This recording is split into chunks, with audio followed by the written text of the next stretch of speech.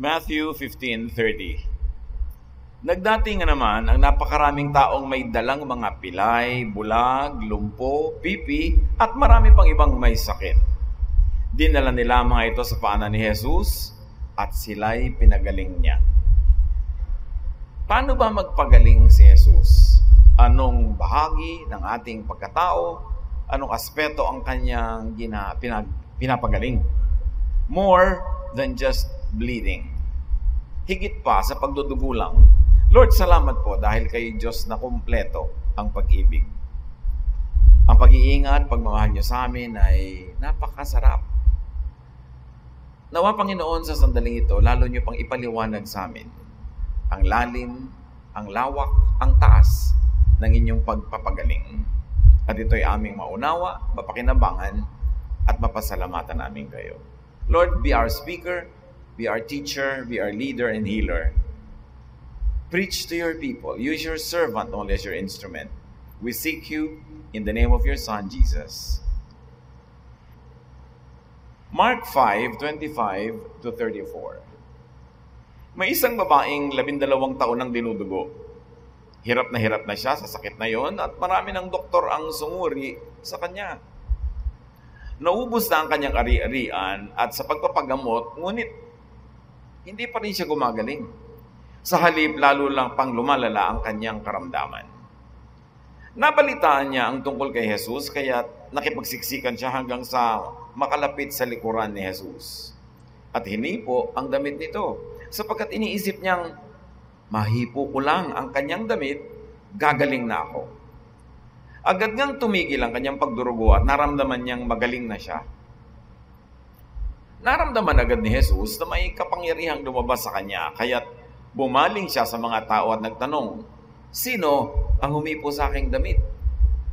Sumagot ang kanyang mga alagad, nakikita po ninyong napakaraming nagsisiksikan sa paligid ninyo. Bakit po ninyo itatanong kung sino ang humipo ng damit ninyo? Subalit lumingon si Jesus, lumingon-lingon upang tingnan kung sino ang humipo sa damit niya. Palibhas ay alam ng babae ang nangyari, siya ay nanginginig sa takot na lumapit kay Jesus. Nagpatira pa at ipinagtapat ang buong katotohanan. Subalit sinabi sa kanya ni Jesus, anak, pinagaling ka ng iyong pananampalataya. Umuwi ka na at ipanatag mo ang iyong kalooban. Ikaw ay magaling na. Babaeng dinudugo for 12 years. Yung monthly period nga ng babae, maraming hirap na hirap. Itong babaeng ito, 12 years. So 12 times 12, ang dami nun, ng mga buwan na nangyayari. And what made matters worse was that bleeding was considered by ancient Israelites as unclean, being unclean. Hindi ka lang unclean physically, meron ka pang spiritual uncleanness. There was not only a physical discomfort, there was also an emotional baggage. Therefore, bleeding also created spiritual, mental, emotional burdens, and a lot of social stigma. Ako, umabot pa sa panahon na yung mga ginagamit ng mga babae sa kanilang monthly period, pag binibili, itinatago pa yun, isinusupot. Pag nautusan ako ng mga kapatid kong babaeng matanda sa akin, tinatago pa yun para kami crime na ginagawa. Binabalot ng tindahan, yung mga napkins na yan. Lalo na nung unang panahon, 2,000 years before that, may stigma when a woman is menstruating. Ngayon lang nga, ina-advertise pa eh. No? Meron pa mga with wings, may mga kung ano-anong fragrance. Pero nung araw, may hiya nakasama tungkol doon. Lalo na nung panahon ni Jesus, na hindi lang social yung stigma, may spiritual pa. Kasi yung templo, yung mga pare ang nagpe-preside over this entire issue of uncleanness. So pagka merong ganyang bleeding, hindi lang physical ang pain. Yung iba sobrang pain pa dito sa may abdomen. Merong mental, emotional, and spiritual burden. Kasi parang less than holy ka, you are not in the favor of God, at ikaw ay marumi. In fact, sa Leviticus 15:19-27, there's an elaborate regulation of women who are menstruating. When a woman has her monthly period, she remains unclean for 7 days. And if you touch her, you must take a bath, but you remain unclean until evening. So kahit mga family members, kahit asawa niya, kahit kaibigan, hindi siya pwedeng mahipo. Pag nagkaroon kayo ng body contact, no matter how slight, unclean ka. Maliligo ka dapat, pero kahit naligo ka pa hanggang gabi, you are considered unclean hanggang kinabukasan. Anything that she rests on or sits on is also unclean. And if you touch either of these, you must wash your clothes and take a bath, but you still remain unclean until evening. So ang upuan niya, higaan niya, madaanan niya, unclean din. Imagine ko hanggang ngayon ay umiiral yung mga patakaran na yan. Paano ka upo sa bus? Sa mga silya na yan, malay mo kung may umupo dyan na merong ganong uri ng kalagayan. Any man who has sex with her during this time becomes unclean for 7 days, and anything he rests on is also unclean. So pati na rin yung lalaki na nagkaroon ng physical relations with a menstruating woman, unclean for 7 days, at ano man ang kanyang madapuan, maupuan, mahigaan, unclean na rin. Any woman who has a flow of blood outside her regular monthly period is unclean until it stops. You see, kahit na nga hindi menstruation, tulad ng babaeng ito, 12 years nang dinudugo, she has been unclean for 12 years. As far as the temple was concerned, anything that she rests on or sits on during this time is also unclean, just as it would be during her period. If you touch either of these, you must wash your clothes or take a bath, but you still remain unclean until evening. Imagine that this was going on in this woman's life for 12 years. In search of remedy and comfort, the woman suffered all the more. Lahat na ng doktor, lahat na ng mga totoo, kilala, sikat, lahat na ng mga hindi totoo, hindi kilala at hindi sikat, sino na lang na pwedeng makatulong, pinuntahan niya at nagkaubos-ubos na ang pera ng babaeng ito. So sumakit na ngayon pati bulusan niya. Her doctors were ineffective, inutile, and expensive. But she did not get better. She only grew worse. You can imagine the situation of this woman, miserable. Kung may kasama pang pain yung bleeding na yon, which we assume meron, then all the discomfort of having to manage her physical hygiene, and then all the emotional discomfort of having to be separated from everybody who mattered to you because you could not be touched. So pag natumba ka, baka walang sumalo sa'yo dahil unclean ka. Hayaan ka na mahulog at magpagulong-gulong. It was very difficult. Now comes Jesus the healer. This woman heard of Jesus. And she had faith in Jesus. In fact, the faith was so great that she had faith just in touching Jesus. Sabi niya, mahipo ko lang kahit nakaduluduluhan ng laylayan ng kanyang damit. Gagaling ako. And remember, a bleeding woman was not to touch other people and was not to be touched by others. Anong kapangahasan ang iniisip ng babaeng ito? Umiiral pa yung batas noon. Bawal siyang humipo kahit kanino. Bawal siyang hipuin. Tapos ngayon si Jesus pa of all people, ang pinagbabalakan niyang hipuin. Sabi niya, after all, nagpunta na ako sa lahat ng pwede kong puntahan, hindi ako gumaling. Desperate situations needs desperate measures. But if she would do that, she would break the law. She would break the religious and legal law of Israel. She would make Jesus unclean, and she would double the hardship of her situation because paano kung mapagalitan siya? But she had to do something. This bleeding woman, like every other bleeding woman, was isolated and stigmatized. And this is one of the most basic human needs. We need to belong. We need to touch. We need to be touched. And to be deprived of that human need is a grave suffering. Such social condition aggravated the physical discomfort and pain that she was already in.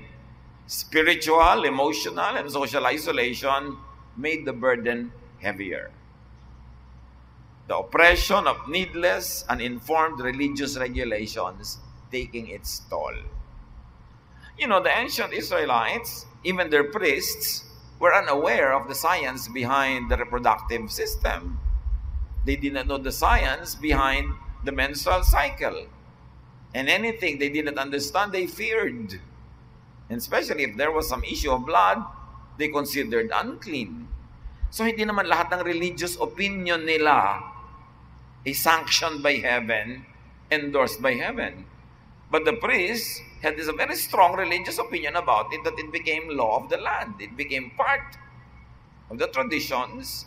It became part of the burden of women. So the woman's faith in Jesus, the woman's bold act of faith, and in fact the woman's departure from her usual doctors and departure from religious regulation and tradition healed her. Irony of ironies, nung nilabag niya ang batas ng relihiyon nila, noong lumabas siya sa kulungan ng kanilang mga kaugalian, noong tinalikuran niya ang mga kilalang doktor ng kanyang bayan, doon siya gumaling. Alam niyo, kung hindi kayo tinatabla ng anumang gamot, dapat magpalit kayo ng gamot, magpalit kayo ng protocols, magpalit kayo ng regimen, kasi hindi tumatalab. If it doesn't work, you've got to find something that works. Under the usual system, she only grew worse. Had she stayed inside the religious box of Israel, she would have bled to death. At hindi natin siya pag-uusapan ngayon kasi malilimutan na lang siya at malilibing. Sa dinami-rami ng kanyang pinuntahan, nilapitan at binayaran pa, only from Jesus did power come into the woman to heal her. The irony of ironies, ang daming irony ng kwento na to, it was Jesus' blood that would cleanse humanity, including that woman.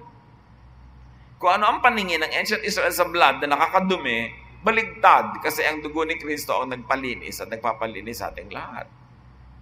You see how grossly mistaken those priests were? Hindi lahat ng pinaniwalaan nila, pinractice nila, itinuro nila, talagang galing sa langit. May mga mali rin sila. Or kung hindi man outright mistake, it's because they did not know the science behind many things then. And the people of the ancient world always ascribe to the devil anything they never understood from within the context of their knowledge at that time. So, Jesus' blood would not be equal unclean, but clean. It was a reversal of the Jewish beliefs. At dami binaligtad ni Jesus pag inobserbahan nyo. Pumapatay at nagpapakamatay yung mga Hudyo para sa Sabath. Sinadya pa ni Jesus kung kailan Sabath at siya maraming ginawang himala. Women were always ostracized, pangkusina lang. Hinayaan ni Jesus sa si Mary, maukiupo sa mga lalaki para to do what men were doing, to learn and become disciples and become disciplers, to become leaders. The children were shunned during his time, kaya pinapalayas ng mga alagad niya yung mga bata na inilalapit ng mga magulang kay Jesus. Pinagalitan ni Jesus sa kanyang mga disciples, kinalog pa yung mga bata, binless. Hindi mo dapat hinihipo ang isang patay, pero hinihipo niya yung lalagyan ng patay noong isang binata na namatay sa Nain. Ang dami. Ipinadala ng Ama sa Langit si Jesus para ituwid ang mga baluktot na paniniwala ng mga Hudyo, ng mga Israelites. Hindi lahat ng pinaniwalaan nila titinuro sanctioned by heaven. Kaya ipinadala ang Panginoon. At malinaw ang Bible, Jesus was a perfect personification of our Father in heaven. In Him, the fullness of the deity lived in bodily form. Kung merong dapat malaman tungkol sa Ama at gustong ipaalam ng Ama tungkol sa Kanya, pinadaan niya sa pagpapakilala kay Jesus.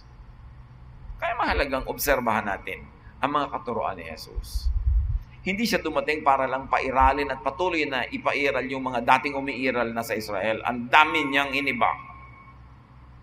At hindi ka dapat maiwan sa pag-iiba na yun. At hindi ka dapat malito. So, the woman was not only healed physically by Jesus.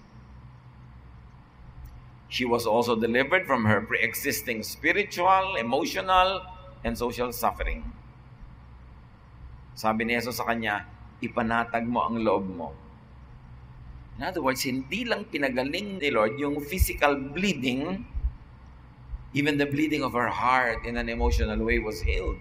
Kaya sabi niya, ipanatag mo loob mo. Yang katawan mo, galing na. Pero yung emosyon mo, natatakot ka pa. Nanginginig ka pa. Ba't ka natatakot? Kasi nasa utak mo yung law ng mga priests na bawal humipo, bawal mahipo. Natatakot ka na break yung isolation. Huwag mo ikatakot yan. Ako ang nagpagaling sa'yo. Kung masama yung humipo, di dapat di kita pinagaling.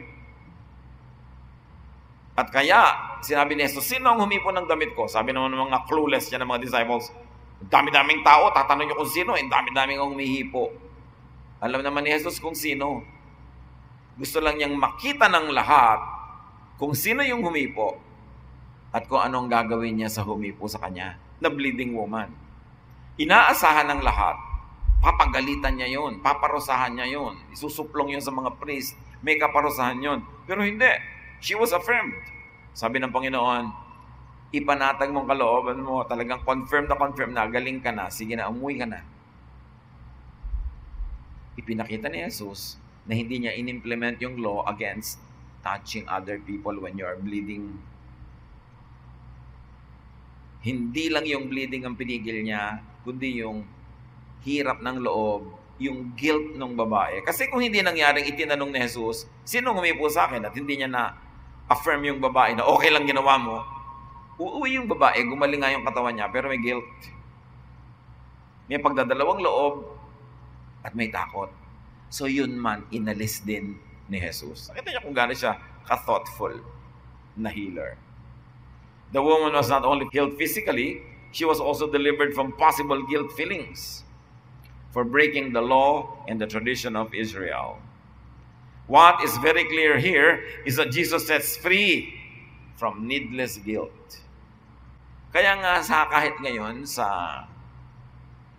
whenever I get invited to speak before, let's say, the Hospital Directors Association of the Philippines or the Philippine Hospital Association or kung ano-ano pa ng mga nasa medical field, I always appeal to them to deviate from the Western style of healing and medicating people. Kasi si Jesus, at tayo man sa ating culture, because we are an Eastern people, we look at the total person. Alam niyo na siyempre sa Western medicine, gagamutin ko lang yung atay mo, wala akong pakialam sa puso mo. Diba? O kailangan ihiwalay ka kasi may sakit ka, nasa isolation room ka, wala akong pakialam na mamatay ka sa lungkot. Naghihingalo, eto nag-aagaw buhay ang nanay ng isang pamilya, dadalhin sa ER, bawal pumasok, isa lang ang pwede. Isa lang, 7 kaming anak. Paano kung mamatay ang bigla? Hindi kami kasama. The most important moment ng buhay niya, yung malalagutan siya ng hininga, dapat naliligiran siya ng mga mahal sa buhay. Bawal pumasok, isa lang ang pwede. Kaya kung ano-anong palusot ang ginagawa ng mga tao para makapasok sa ER. O kaya, bawal dumalaw after 5 o'clock, lalo kung charity. Kaya ang mga tao dumadaan sa bintana, sa kanal, sa mga bubong, sa alulod, para makadalaw. Kaya nakikita mo sa mga ospital natin, tuturo ka na yung pasyente, ay, hindi po ako. Ba't kayo nakahiga dyan? Nasa banyo yung pasyente. Kami yung mga kamag-anak, ang daming tao sa loob. Part of healing yun eh. You see, Lord, hindi lang niya pinagaling yung bleeding, yung emosyon kasama. Total person. I always challenge medical practitioners in our country. Yes, use technology, but use it in the context of our culture. Mahalaga sa atin yun. Lalo yung mga Western ethics na, I like you to know na 3 araw ka nalang mabubuhay. Kailangan niya talaga sabihin sa mga Western hospitals. Tayo naman syempre gusto pa nating umasa kung ano-ano pa. Paano mo i-blend yun? Get the cue from Jesus. He took care also of the emotion, of the spirit. Yung, hindi lang yung clinical problem, but all the emotional and the spiritual complexities surrounding the problem. Importante, katulad sa ICU. I was even suggesting, baka pwede may mga ICU tayo na yung may mga area na pwedeng lumapit yung mga kamag-anak pero hindi pumapasok sa loob. Dali-daling i-arrange yun. Carpentry lang yun eh. No? Na nakikita mo siya dyan, pero may pang-isolate pa rin. Hindi yung nandun ka sa labas, hindi mo talaga makita yung pasyente. Siyempre, ikaw mang pasyente, pahirap na hirap ka at alam mong parang gagraduate ka na, nasa departure area ka na. No? Gusto mong nakikita yung mga kamag-anak mo, hindi kung sino-sino mga nurses. So, importante to learn from Jesus. Take care of the whole person. It's very, very crucial. So, Jesus affirmed the woman's healing, her bold act of faith, and her departure from tradition, technically from breaking the law. You know why? Because John 8:36 says, if the Son gives you freedom, you are free. Initially, Jesus set the people of Israel free from the many needless traditions and religious regulations of Judaism. And then eventually, as his teachings reached all the far corners of the world, it became very relevant to everybody who was oppressed in a religious way. Yung ang nagpapahirap, imbes nagpapadali sa buhay, ay relihiyon. Nagpapasikip ng paghinga. Yung dumadami tuloy ang mga pinoproblema dahil sa religion. Dapat baligtad, pampagaan dapat yan ang buhay, pampasaya, pampabait, hindi pampa-istrikto. Hindi ginagamit to judge others, but to love and accept others unconditionally. Yun ang Jesusness. Ang dapat talagang balikan ng mga Kristiyano si Kristo. Kasi ang dami-daming sinusundan na iba-iba nagpapahirap ng buhay. The story is so popular. Mga bata pa tayo, nadidinig na natin yan. The important thing is maraming reversals dito. Jesus reversed tradition, Jesus reversed religious regulation, and He even reversed the meaning of the blood, that it is not unclean, because the blood of Jesus would become the powerful cleanser of all sin and of all of our ailments. Jesus nullified many of and set people free from many needless sufferings under Israel's traditions and laws. At ang mga informed, mga mulat, enlightened Christians today should do the same. Set themselves free from the needless traditions of Israel and the needless traditions even of the Christian church that has been developed and flourished in the last 2,000 years. Dapat ang lahat ng yan, practices ng mga churches na naniniwala kay Jesus, salain muli sa mga teachings ni Jesus. At yun lang papasa, yung loving, yung nagbibigay ng comfort, yun ang rest, yun ang dapat na pagsikapan natin, na palaganapin. At hindi yung nagpapabigat ng kalooban, nagko-condemn, naghahati-hati sa atin, at nagtuturo sa atin mga maging self-righteous. Dapat wala nang lugar yon sa ating religious and spiritual life. Galatians 5:1, Christ has set us free. This means we are really free. Now, hold on to your freedom and don't ever become slaves of the law again. Ang linaw. Pero maraming Christians today, slaves of the law of Israel pa rin. Parang hindi nangyari yung Galatians 5:1. Parang hindi nangyari si Jesus.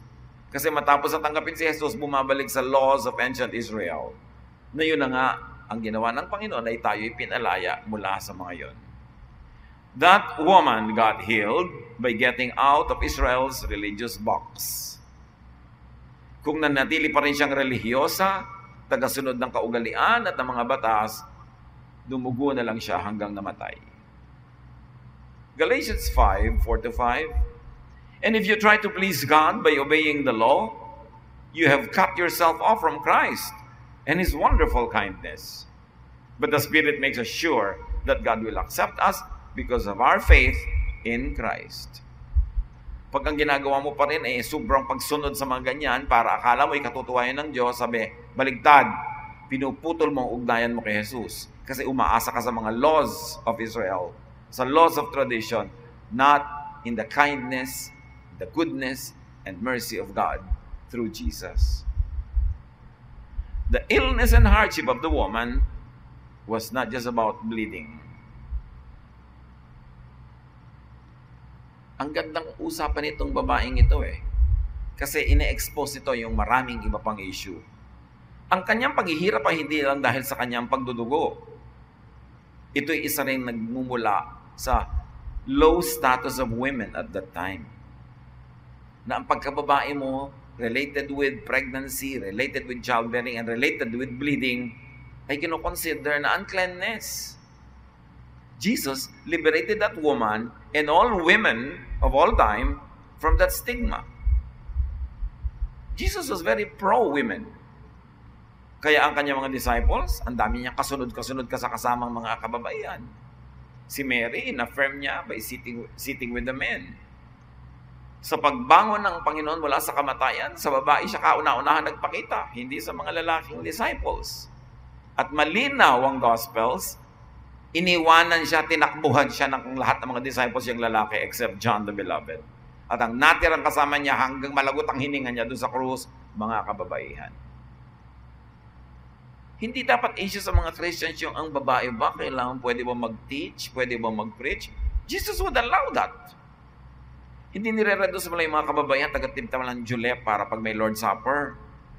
Yung mga puro lang sa mga kusina. Ganun na nga yung ginagawa ni Martha. Kinorek na nga ni Jesus. Tapos ganyan ginagawa na naman ng mga Christian churches.